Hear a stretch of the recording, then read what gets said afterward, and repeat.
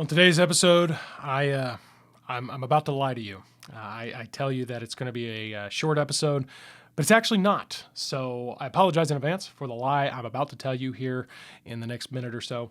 But nonetheless, we are glad you are here. I think today's topic you're really going to find to be helpful. My name is Luke Clayton, and welcome to the Must Increase podcast.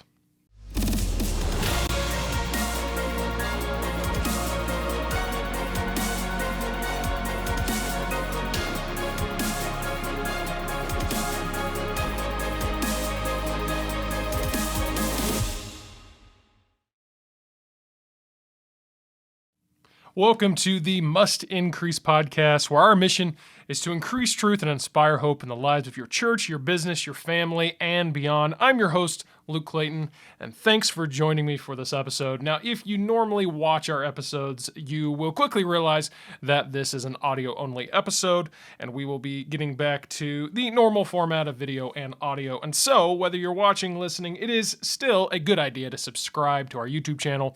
And then, of course, wherever you listen to podcasts, Apple, Spotify, and all the different platforms out there. And I want to thank you for that, for being with us for this episode. Now, because this is going to be a little bit of a different episode, it's a follow-up episode to a topic we introduced in the previous one.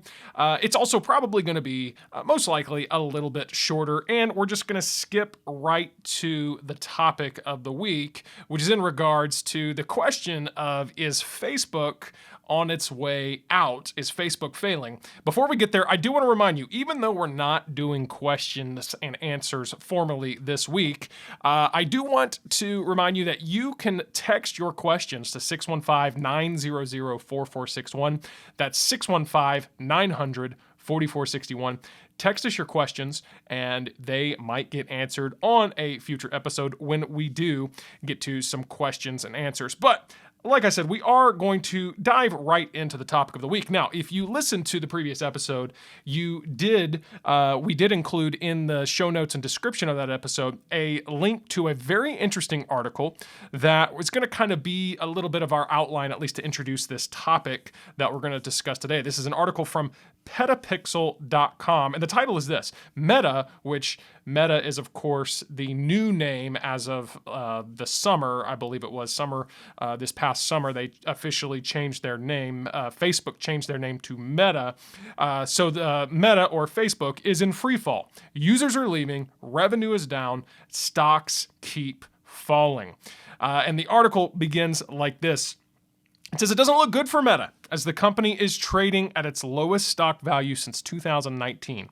Advertisers are dropping spending, and users are leaving its platforms. Now, if you know anything about social media, which I guess who doesn't nowadays, it's no secret that Facebook is kind of the original social network in terms of popularity. Now, MySpace and a few other platforms like that preceded Facebook technically, but Facebook was the one that was really able to popularize social media, and it really is the platform that made social media very accessible, usable, and something about the original concept of Facebook just clicked with its users. And if you know anything about the history of Facebook, it began as a college student-only platform, actually isolated to a particular university, and then it spread to other colleges, and then, of course, to everybody else.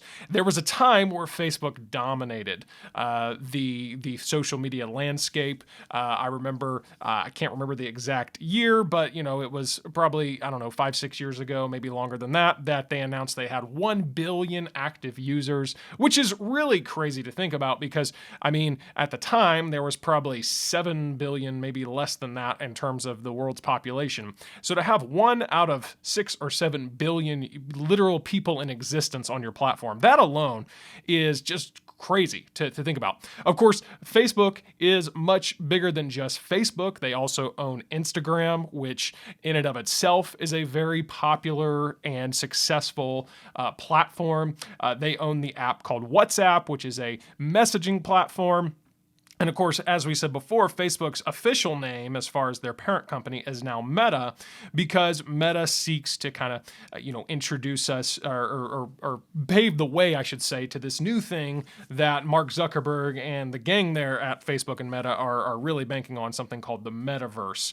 But to continue in this article, as reported by CNBC, Meta is in dire straits as its stock ended the week down and is currently trading at lows it's not seen in years. Only 4 stocks in the S&P 500 have it worse than Meta, and it's not clear if the company is capable of pulling itself out of the mess. Now, this article was written on September 30th, so it's a little bit, it's not quite a month, well, about not even a half a month old, if you will. But I should also say this: the stock market in general right now is not at its best, shall we say? It is definitely not the bullish market that we've seen over the past few years. And so I think if you're tracking at all with the economy in general, things aren't going so hot. So we don't necessarily want to judge Meta too hard based on their stock numbers, but the fact that that their stock is down is just a contributing factor to the fact that, hey, Facebook or Meta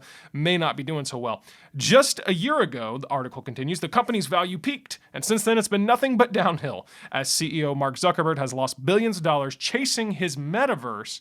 At the same time, the flagship social networks, Facebook and Instagram, have been struggling. Facebook in particular is having a rough go, and some analysts say that they aren't even sure what Facebook's core business is anymore, or if it even has one. Now, this is a really good point to make here.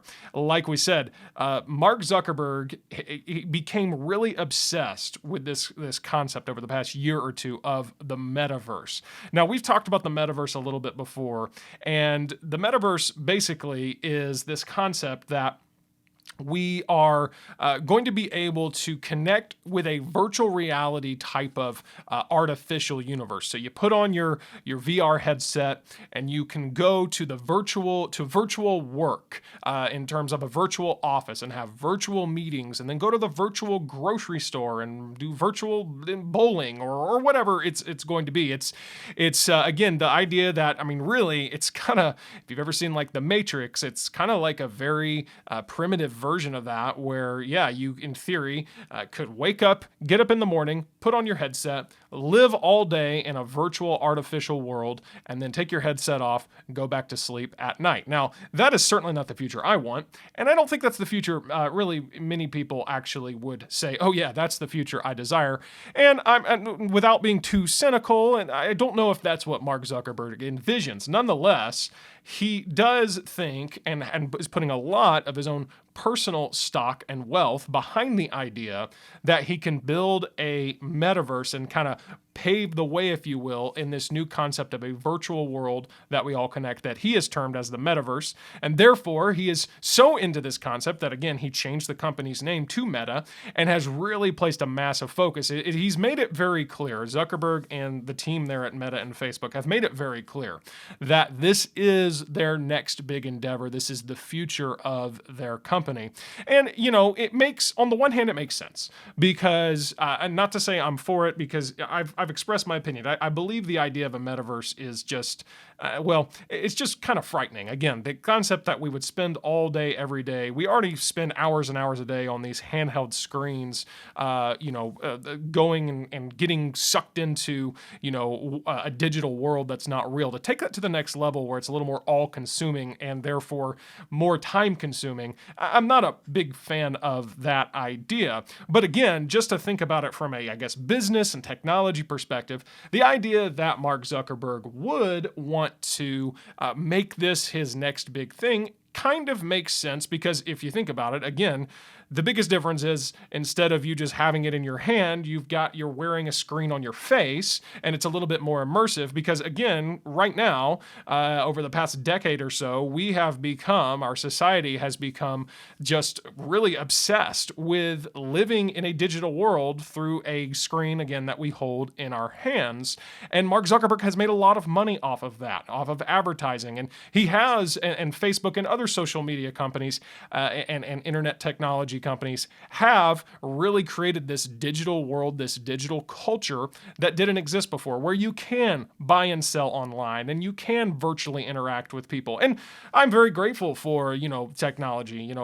For example, here at our business, like we don't have offices. Everything's done virtually. We have team members that live in different parts of the country, and we're able to all meet, by way of video calls and have virtual, interaction and things. And, literally with any of the churches that we work with, I mean, that's all done virtually. And so the concept of that is not, obviously I'm not opposed to it. It's very useful. And so all that to say, this digital world, it's already been created. It's already there. And so for Zuckerberg to say, okay, I want to take that to the next level. I want to make it more immersive. Even though I think from a philosophical standpoint, I'm not really into this more virtual reality immersive world. The fact that he would pursue that from a business perspective, again, I guess on the one hand, kind of makes sense. However, on the other hand, the kind of interesting thing to that, as far as could be maybe not a good idea, if you will, is that, well, in order for him to do this, he seems to be, and again, Facebook and Meta as a company in general seem to be placing so much focus on the idea of building this metaverse, which again, it could be mainstream in the next few years, but it's definitely nowhere close to being mainstream yet. They're putting so much into it, they do seem to be forgetting about literally their moneymaker. I mean, Facebook as the platform of Facebook and Instagram, these are their money makers. I mean, Facebook is one of these companies, just like a Google, that makes most of their money off of advertisement. And they are able to make so much money off of advertisement because they have so many users on their platforms to advertise to.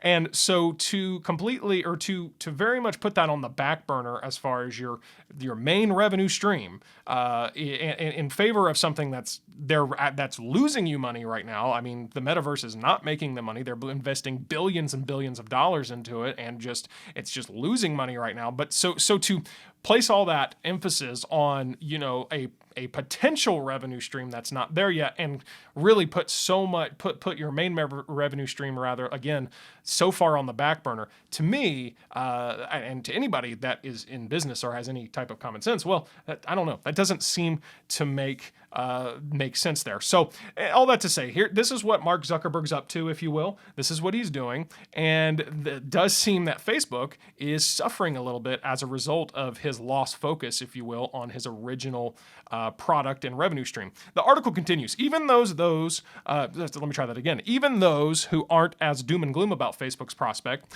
it has seen an overall global gain in users despite a fall in the US and Canadian users. They aren't sure, though, if Facebook will be relevant to the next generation of users. Looking at the unseemingly unlikable growth of rival TikTok, that assessment seems fair. And so that is another thing, and this is not a new problem to Facebook, but it is the generational gap, if you will. Facebook, as far as the original Facebook platform, that kind of became mainstream in the late 2000s, early 2010s, and the generation that actually tend to gravitate towards that is actually those that would be considered maybe to be a little bit older, as far as maybe by now they're probably in their late 30s, early 40s, and even people in their 50s and 60s are the ones that got on that are really where you find your main demographic on Facebook. This is why when it comes to churches, I'm always a big fan of you making sure you use Facebook, because there is such a large demographic there of, again, more mature adults who are, potentially going to be strong families and strong participants and contributors to your church. And so that's why I do think Facebook is a place, one of the platforms that your church, in spite of all its issues, your church does want to make sure you have a presence there, if nothing else. However, and this was why Facebook buying Instagram back in the day was such a smart move, because Instagram was picking up the next generation of users. The millennial generation, which I guess would be more of my generation, they really have been the ones to comprise the user base of Instagram. And so for Facebook to make that purchase, and I believe that was in 2011 that Facebook picked up and bought Instagram for $1 billion, that was a very wise move, because they said, hey, we know we've got a certain generation here that we're able to reach as customers. Now we're going to add a whole new generation generation here. And now, though, here we are. We're 10 years later. I mean, over 10 years removed from the advent of Instagram and the acquisition thereof by Facebook. And so now we are in a place where the next generation, after that, the Gen Zers and beyond, they are not being effectively reached and targeted by Facebook because other platforms has come along, namely TikTok. TikTok dominates the Gen Z demographic. And now Facebook has tried to do things like, for example, with Instagram, they've added basically a complete knockoff of TikTok to it called Instagram Reels. And then they've tried to kind of really just borrow or steal, however you want to look at it, these different ideas from platforms like TikTok in order to potentially increase that user demographic. But it's not working as well as they would hope. And so that's another issue they're running into. And so again, Zuckerberg is putting a lot of stock in the fact that, well, this metaverse, all the kids are going to love it. And I actually have a reason to believe that I don't think the kids actually will love it all that much, and I will talk about that more here in a little bit.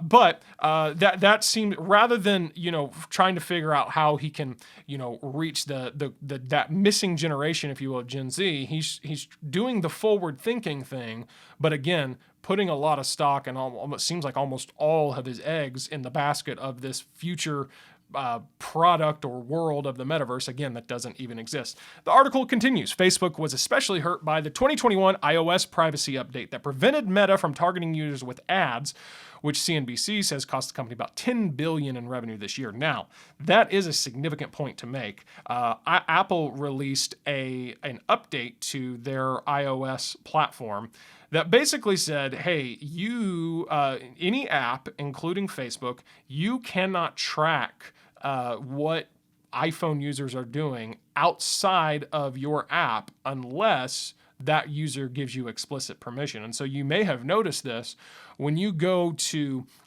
install and open an app for the first time. You get all these little pop-ups and, hey, do you want to allow notifications? By the way, you should say don't allow almost every time. Who wants to be notified by the hundreds of apps on your phone?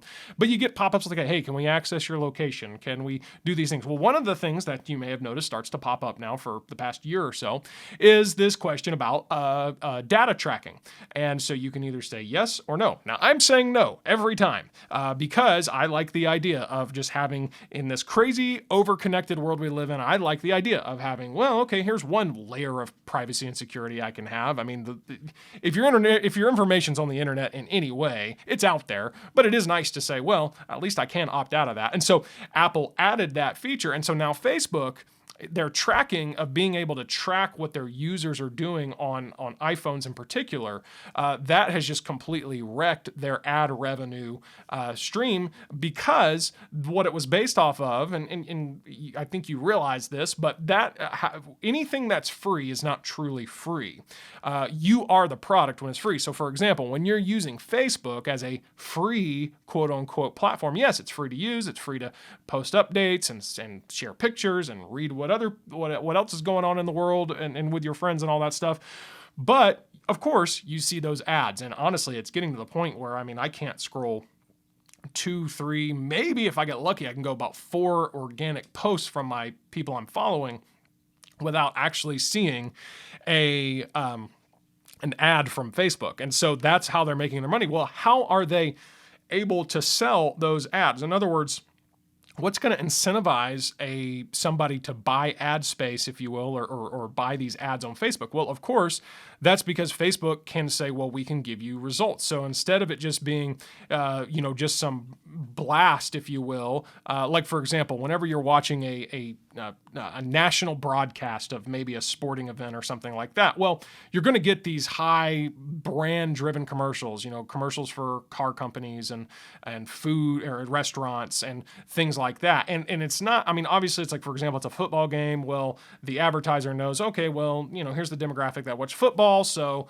we hope to reach some of them, but at the end of the day, they aren't really able to target that ad. It's a very broad kind of shotgun approach to advertising, whereas Facebook allows you to be very specific. And so you can say, for example, again, if you're a church, which I think this is a great use of Facebook, you can go and you could say, you know what, I want to target my zip code. I only want to target families that are in this age range or that have these certain interests. You can do all of that with Facebook. So Facebook's able to provide a very targeted ad experience for both the advertiser and the user. Well, how are they able to do that? Well, it's because they're tracking your internet data. They're tracking what you do online, and in this case, up until unless you give them now explicit permission on your phone, they're even able to track what you're doing outside of their app. So, for example, you install Facebook on your phone, and you say, okay, I've got it on my phone here. You open it up, you get logged in, all that stuff.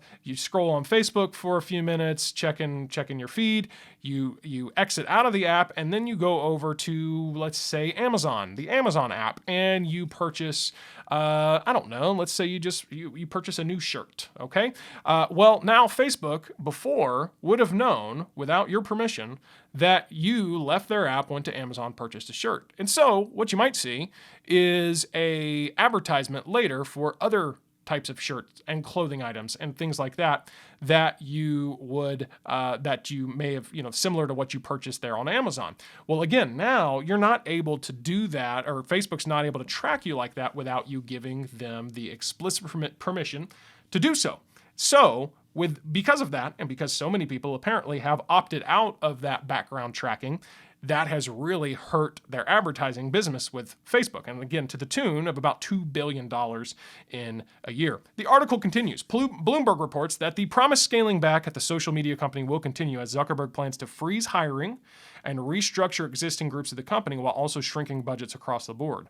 While Meta, or Facebook, isn't alone in cost-cutting strategy at a time when the world is facing serious inflation, it comes at a particularly bad time for a company already dealing with problems. So in other words, Zuckerberg is doubling down on this idea of, even though this is our main thing here at Facebook and Meta, as far as Facebook, Instagram, we're actually going to cut back on, and we're not hiring any more people to help with this and support this. We're going to restructure, and we're cutting budgets. And again, understandably so, yeah, sure, a lot of companies are doing that right now because, as the article points out, like, we are living in a kind of uncertain economy to some extent. And so, but for him to say, oh yeah, we're completely cutting back and we're not going to essentially do much to grow our main revenue stream and branch of our business, well, that seems to be interesting. The article continues. In July, employees were warned that they were about to experience one of the worst downturns it had seen in history.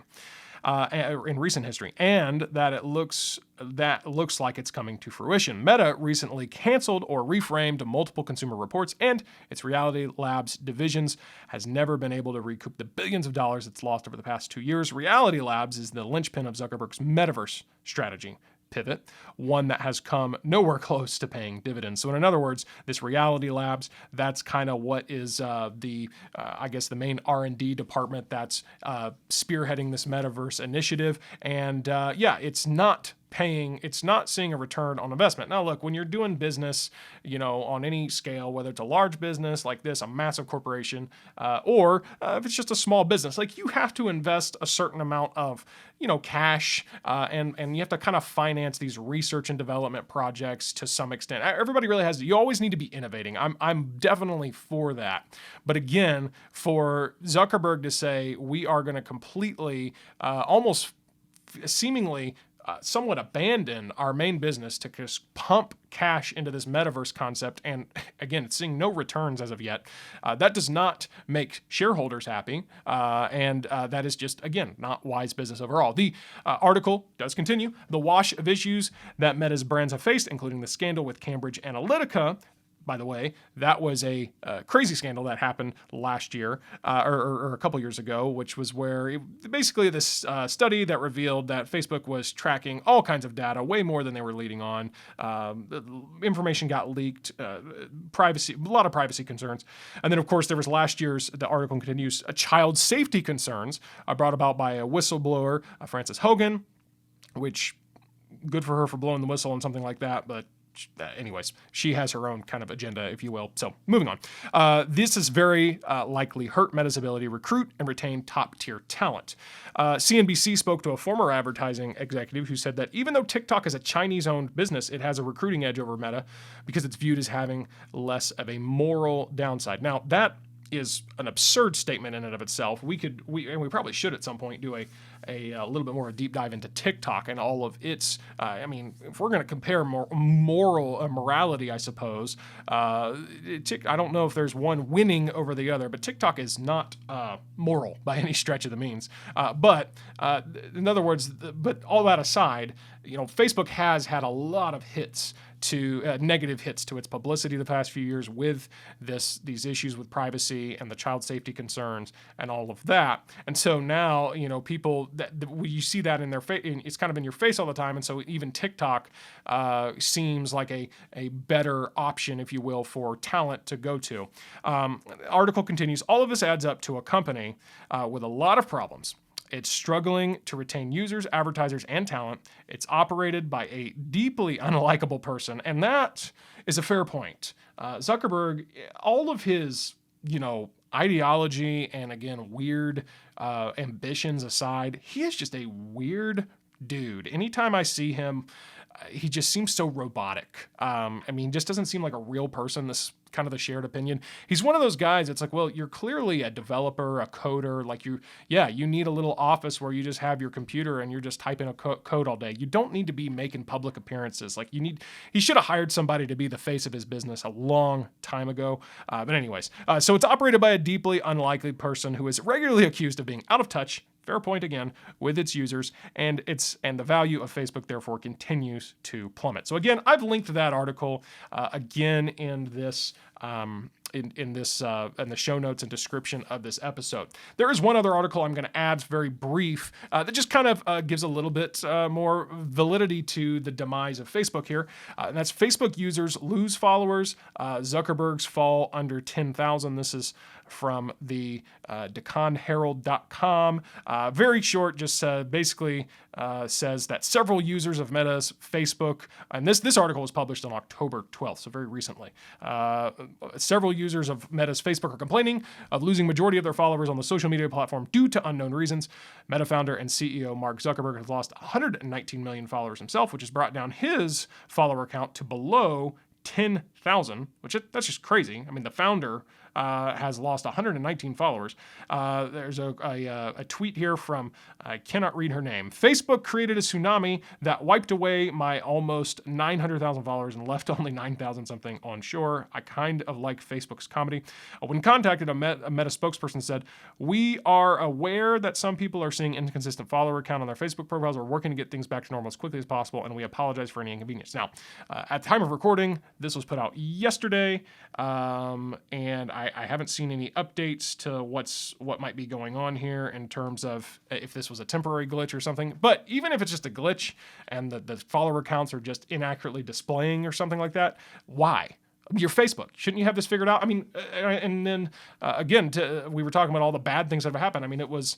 I can't remember. I feel like it was just a few months ago that Facebook's went down. It was literally down. Facebook and Instagram, their servers were down for like half a day. It's like, why is this happening at one of the biggest technological, innovative companies in the world? It's ridiculous. So, okay, that's a lot of intro and a lot of, kind of what's the point? What's the point in all of this in terms of, okay, thank you. Great information about Facebook is being kind of on the downfall, more or less. So what can we do about this? Well, there's a couple of different perspectives that I want to look at just quickly. I want to look at it from a marketing perspective, first of all. This is for you church leaders or maybe business owners out there who are and should be using Facebook to some extent to try to reach new people. And so from a marketing perspective, this is just a good reminder that you need to diversify your online and digital presence and own your own digital real estate. Websites are more relevant than ever. And because here's something that I cringe whenever I hear it. I will hear people say, well, having an actual website of your own isn't a big deal anymore as long as you're on Facebook. No, that is the worst thing you can say. And having a website on your own, as long as you're on Twitter, as long as you're on Instagram, or as long as you're on YouTube or whatever, no, that's insane.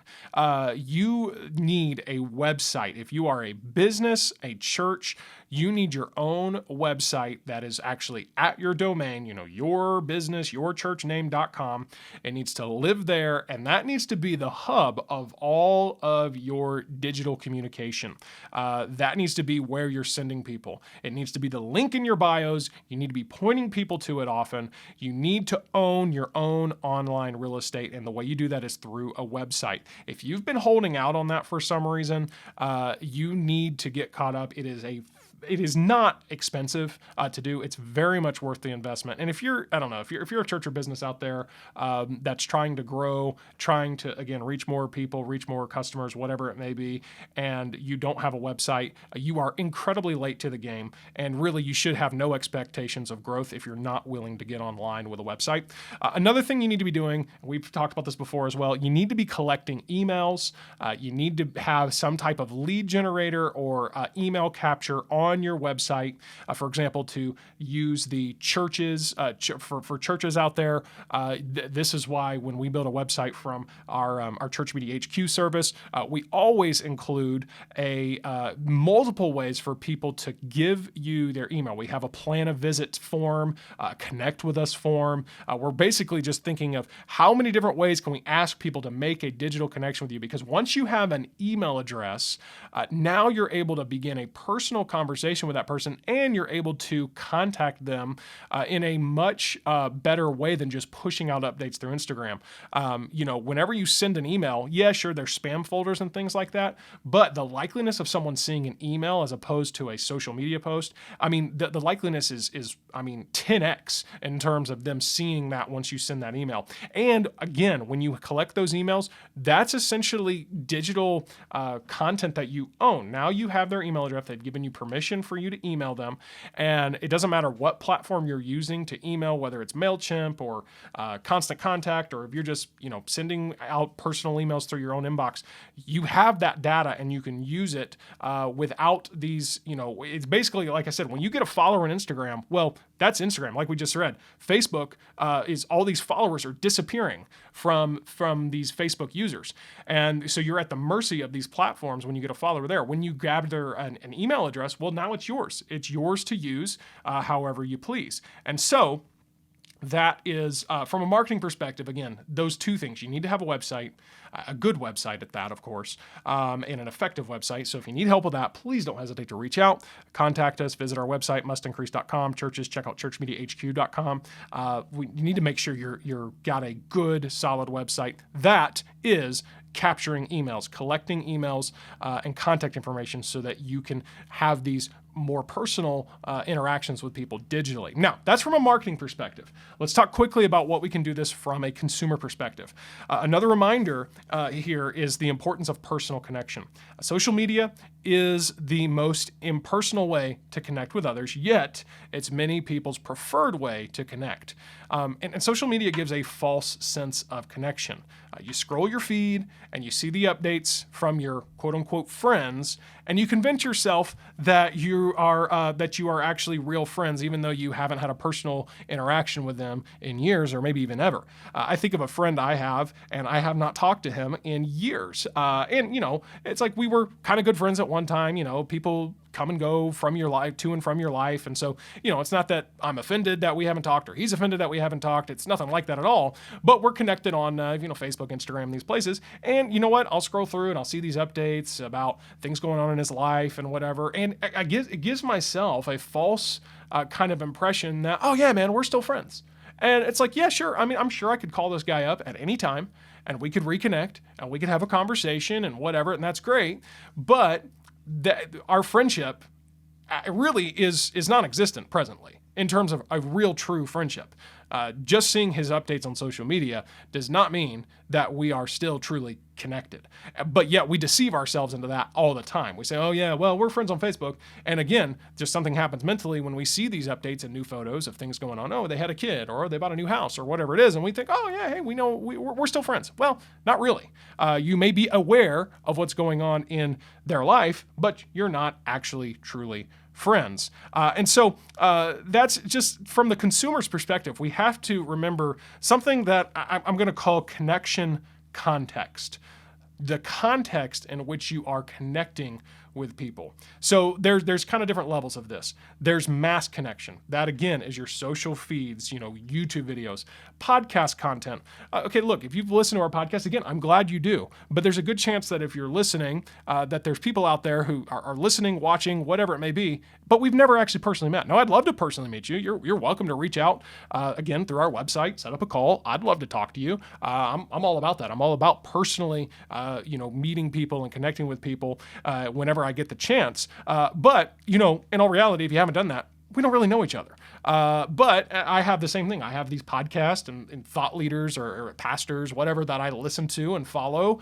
And, you feel a sense of connection to them, but you're not really connected to them. It's just a mass connection. And there's nothing wrong with that, because even on another level, non-digital level, this is kind of how a book or even an old-fashioned newspaper works. You read articles, you read books by different authors, and, you feel connected with them. You feel like you know them, but you don't really. And so you just have to keep that context in mind. There's nothing wrong with that. In fact, I've learned and developed and grown a lot from listening to people I've never met. It's fantastic. But you have to remember, that's not true, authentic relationship. That's just a form of mass connection. And then from there, there's kind of this sense of private digital connection that's done through, emails and text messages, direct messages, and things like that. And again, if you ever wanted to reach out to me by way of email, you can email me directly, luke@mustincrease.com. That's luke@mustincrease.com. Of course, I always throw the phone number out there too, 615-900-4461. If you do that, well, now we have a sense of digital personal connection, but it's of course done through just like a form of written messaging. Again, it's good. It's more personal than the mass connection level where you're just connecting on social media and in a kind of a broad audience sense. It is actually making a private personal connection, but it is no substitute for a true actual authentic connection. And so it's just kind of the next level, because I can say something. Of course, they've got emojis and all this stuff nowadays to try to communicate emotion or whatever, but at the end of the day, I can say something on a text message and you're not going to be able to necessarily read the emotion, read the body language, read the influx in my voice, because I'm just typing it. And so it is a more personal way and private way of connecting with someone than just the mass connection through like a social networking platform. But it's still not true connection. And then of course there's distant conversation. And that's where you have video calls or phone calls, where yes, now we can start to, if we're on a phone call, we can start to hear that inflection in our voice. This is why I like podcasting, because not only are you able to, am I able to kind of share my thoughts and insight and things like that with you, but you're able to hear it. You're able to hear my vocal inflection. And if you're watching, again, not this episode, but other episodes, you're able to see my face, and you're able to kind of read, again, my hand gestures and body language and things like that. And that's what's beautiful about a distant conversation. So if you're on a phone call, now you're having that real-time interaction, but you're able to also, again, on a phone call, you can hear the audio inflection.